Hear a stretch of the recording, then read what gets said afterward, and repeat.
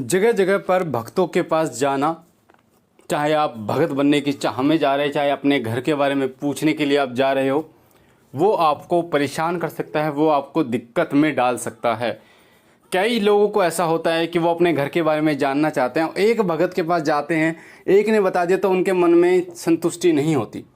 वो फिर सोचते हैं कि दूसरे के पास जाया जाए, आजमाया जाए उसको कि ये सही कह रहा है या फिर नहीं कह रहा है, और फिर जब उसको थोड़ा सा अंतर दिखता है फिर किसी और के पास जाता है। इस प्रकार से कई लोग भक्तों के पास भटकते रहते हैं, टाइम जो है वो काटते रहते हैं और फिर बोलते हैं कि मेरे घर में दिक्कतें ही दिक्कतें हैं। तो मैं आपको बता दूं, चाहे आप भक्तों के पास, चौकी के पास किसी भी कारण से जा रहे हैं, चाहे आप भगत बनने की लालसा लेकर जा रहे हैं, चाहे अपने घर की पूछा आपको दिखानी है तो इसलिए आप जा रहे हैं, या फिर आप किसी भूत प्रेत आदि बाधा से आप परेशान हैं इसलिए जा रहे हैं, या फिर आप काम धंधे से परेशान हैं इसीलिए आप जा रहे हैं, तो देखिए एक बात तो ये है कि सभी चौकियों पर आप जाएंगे तो कुछ ना कुछ चीज़ आपको मिलेगी, पर कुछ ना कुछ चीज़ अलग बताएंगे। यानी सभी चौकियों पर एक जैसी चीज़ सामने नहीं आएगी कि वो आपको सेम डिट्टो बताए, ऐसा नहीं होगा। कुछ कुछ चीज़ मिलती जुलती होंगी और बाकी चीज़ें जो होंगी वो अलग होंगी। तो फिर आपको ऐसा लगेगा कि यार उसने तो ये बताया, इसने ये बताया, अब सही कौन है। फिर आप तीसरे के पास जाओगे, तीसरे की भी कुछ चीज़ें जो हैं वो मिलेंगी, कुछ नहीं मिलेंगी। फिर आपको संतुष्टि नहीं होगी कि यार ये मैच तो कहीं नहीं कर ही नहीं रही है जो जानकारी है, फिर आप कहीं और जाओगे। होता क्या है ऐसे, जब आप इस तरीके से भटकना शुरू करते हैं तो वहाँ से भी चीज़ें, वहाँ से भी जो शक्तियाँ हैं वो आपके घर में प्रवेश कर जाती हैं आपके साथ। यानी आपके घर में चाहे प्रेत बाधा की दिक्कत हो या फिर ना हो, पर जब आप चौकियों पर भटकना शुरू कर देते हैं तो वहाँ से भी कई ऐसी नकारात्मक चीज़ें जो हैं वो आपके घर में आपके साथ आ जाती हैं। और फिर आप चाहे प्रेत बाधा से परेशान थे या फिर नहीं थे, पर फिर आप होना शुरू हो जाते हैं और फिर आपको चौकियों पर भटकना ही है, क्योंकि फिर आपको दिक्कतें बढ़ती चली जाती हैं। तो ख़ास तौर पर उन लोगों के लिए मैं बता दूं जो अपने घर की पूछा दिखाना चाहते हैं। सबसे पहली बात तो ये कि सभी लोगों को आज के समय में ऐसा भ्रम हो गया है कि सभी के ऊपर मूठ चलाई जाती है। किसी के ऊपर किसी के रिश्तेदारों ने कर दिया, किसी के बहन भाई ने कर दिया, किसी के ससुराल वालों ने कर दिया, मायके वालों ने कर दिया। तो जो भी ये वहम है ये आप अपने दिमाग से निकाल दीजिए। हाँ, मानते हैं 1-2% होगा, पर ऐसा नहीं कि सभी करते हैं। 100% आप नहीं कर सकते। आप देखिए आपके पड़ोस में जिससे आपकी सबसे ज़्यादा लड़ाई होती है, आप बिल्कुल उसे देखना पसंद नहीं करते, पर फिर भी वो आपके ऊपर कोई तंत्र नहीं करता। चलिए उसे तो छोड़िए, उसकी आपके साथ इतनी लड़ाई होती है, पर क्या आपने उसके ऊपर तंत्र किया? बिल्कुल नहीं किया। तो हमारे बोलने से गाली गलौज या फिर हाथापाई यहाँ तक तो बातें ठीक होती हैं, पर तंत्र हर कोई नहीं करता और ना ही कोई सोचता है। और दूसरी बात, जो इस प्रकार से तंत्र करने वाले लोग हैं, अगर कोई सोचता भी है करने के लिए तो जल्दी से नहीं मिलते, और मिलते भी हैं तो वो नहीं करते। तो इन चीज़ों को ध्यान में रखिए। अंधविश्वास की तरफ आप मत जाइए। अगर आप चौकी पे जाएंगे तो चौकी ऊपर अक्सर आपको ये सुनने को मिला है कि ये इसके घर वालों ने कर दिया, उसके घर वालों ने कर दिया, रिश्तेदारों ने कर दिया, इसी के घर में जो है सदस्य उन्होंने कर दिया, पड़ोस वाले ने कर दिया।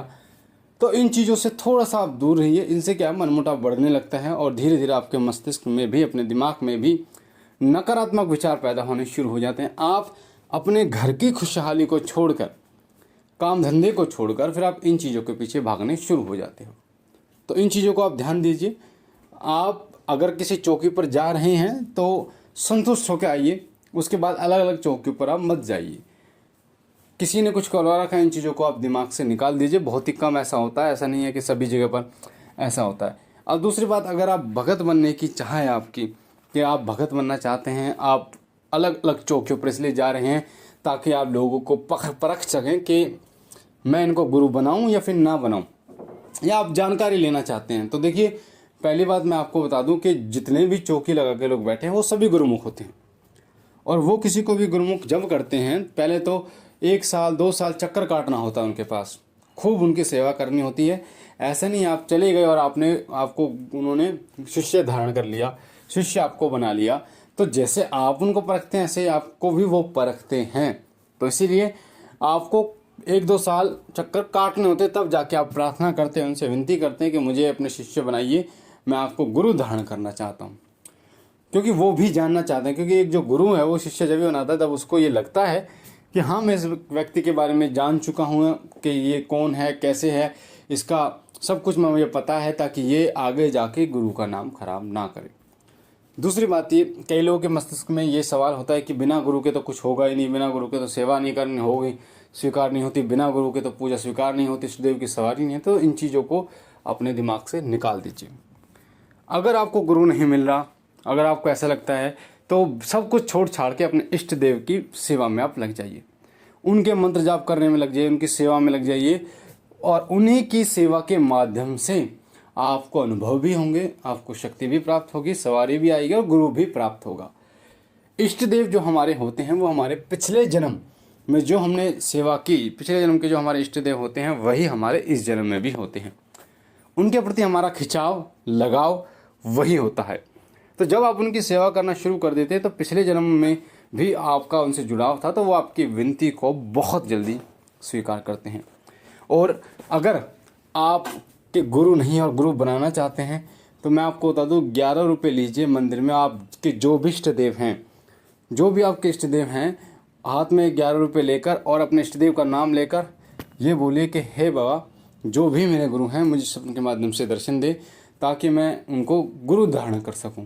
तो आपकी तमाम समस्याएं खत्म हो जाएंगी, आपके जो मन में असमंजस चल रहा है वो खत्म हो जाएगा। तो इसीलिए ये आप कीजिए उन 11 रुपये को, और ये प्रयोग आप कीजिए, 1 हफ्ते देखिए। अगर आपको दर्शन नहीं होते तो उसके बाद फिर दोबारा 11 रुपये उठा के रखिए, और जो पुराने वाले 11 रुपये उनका प्रसाद आप बांट दीजिए। तो इसीलिए सेवा कीजिए गुरु की। अगर गुरु नहीं है, इष्ट देव की सेवा कीजिए, जितनी हो पाए। उनके 40 का पाठ कीजिए, उनके मंत्र का जाप कीजिए, उनके बीज मंत्र का जाप कीजिए, उन्हें स्नान कराइए, उनका अभिषेक कीजिए, जितना हो पाए उतना आप कीजिए, अपनी सेवा में मग्न रहिए। बहुत सारे पिछले हमारे बहुत सारे उदाहरण हैं, धर्मग्रंथों में भी हैं, कि जिनके गुरु नहीं थे पर फिर भी उन्हें ईश्वर की प्राप्ति हुई। तो ऐसा नहीं है कि बिल्कुल लिख रखा है कि जी गुरु नहीं है तो ईश्वर की प्राप्ति नहीं होगी। हालांकि ये बात सही है कि गुरु ब्रह्मा, गुरु विष्णु, गुरु देवो महेश्वरा, गुरु ही सब कुछ है, गुरु ही ब्रह्मा, गुरु ही विष्णु है, गुरु ही देव महेश्वरा है। और ये भी कहा गया है कि भगवान शिव आदिनाथ आदि गुरु हैं, उनको भी आप गुरु धारण कर सकते हैं। तो टेंशन नहीं लेने की बात नहीं है, आप बाबा की सेवा कीजिए, भोलेनाथ को स्नान कराइए सोमवार के दिन, उनका अपना गुरु के रूप में मानसिक रूप से आप बोलिए कि बाबा भोलेनाथ, मैं ज्ञानमूर्ख बालक हूँ, सेवक हूँ, मैं आपको अपना गुरु के रूप में मानकर आपकी सेवा कर रहा हूँ, और मुझे कृपा मेरा मार्गदर्शन कीजिए। करते रहिए आप सेवा। पर गुरु का मान, जिस प्रकार से गुरु पहले चलता है, गुरु का नाम पहले चलता है, उस प्रकार से बाबा भोलेनाथ को जब आप गुरु मानते हैं तो आपको उनको पहले ही उनका आदर करना होगा, सम्मान करना होगा, उनका नाम लेना होगा, उसके बाद आपको अपने इष्ट देव का करना होगा। तो इन चक्करों में आप मत पड़ो कि चौकियों पर जाकर आप ये चीज़ें पूछोगे कि मेरे बारे में पूछोगे आप अपने बारे में, या फिर किसने करा दिया। इन चीज़ों के बारे में भूल जाओ, अपनी सेवा में लग जाओ, प्रभु के गुणगान में लगो। इस समय को बर्बाद बिल्कुल भी ना करो। तो मुझे आशा ये जानकारी आपको पसंद आई होगी। अगर आप पहली बार हमारे चैनल पे हैं तो आपके सामने जो लाल कलर का बटन है सब्सक्राइब का, उसे दबा के इस चैनल को सब्सक्राइब कीजिए, बेल आइकन को दबाइए, घंटे के निशान को, ताकि जो भी हम जानकारी डालें वो सबसे पहले आपको प्राप्त हो। लाइक कीजिए, शेयर कीजिए और बहनों भाइयों तक, ताकि और लोगों तक ये जानकारी पहुँचे, वो लोग भी सावधान हो पाएँ। इस वीडियो के माध्यम से बहुत सारे लोगों की समस्या का हल होगा, उनके दिमाग में जो चीज़ें चल रही हैं। हमारा नया चैनल, उसका लिंक डिस्क्रिप्शन में है, उसे भी सब्सक्राइब कीजिए, उसके साथ भी जुड़िए। बाबा भोलेनाथ से विनती करता हूँ कि बाबा कृपा करें, आप पर कृपा करें, आपके घर पर कृपा करें। हम मिलते हैं एक नई जानकारी के साथ, तब तक के लिए ओम नमः शिवाय। ओम नमः शिवाय।